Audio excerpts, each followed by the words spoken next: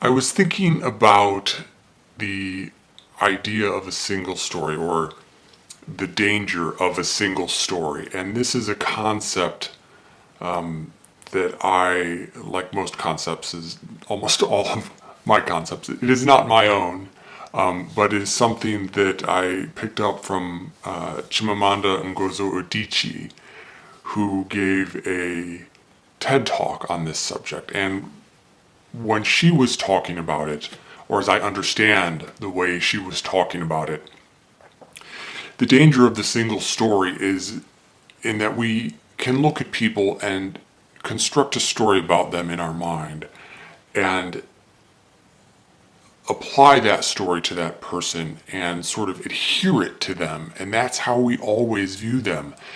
And that is a very limiting way to look at someone.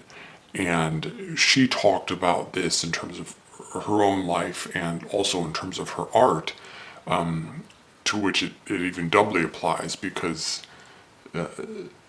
if your characters represent a single story and are not multifaceted, that makes for stilted writing, or at least in my opinion. But what it made me think about is the danger of applying that concept to ourselves, in that we often create stories in our minds of who we are, or stories that explain the kind of person that we are and why we do the things that we do.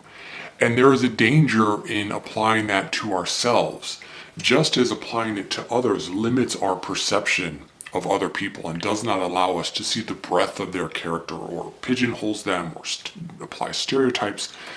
If we have a single story for ourselves, or at least a single story for certain actions or parts of our being, that too can greatly limit us and limit our potential, and we can often do so much more than we think.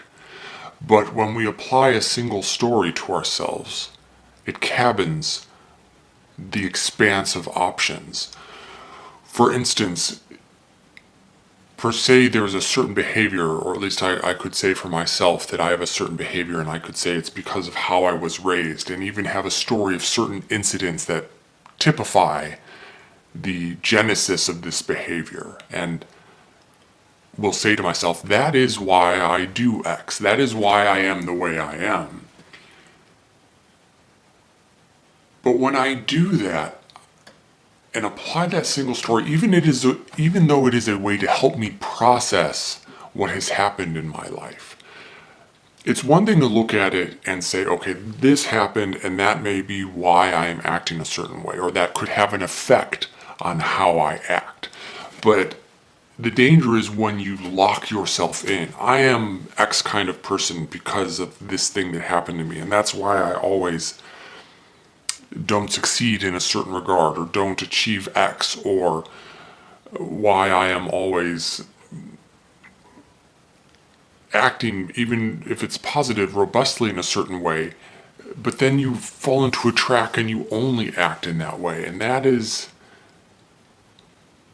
something I caution against, I guess. So it was just something that was exposed to me in my life, and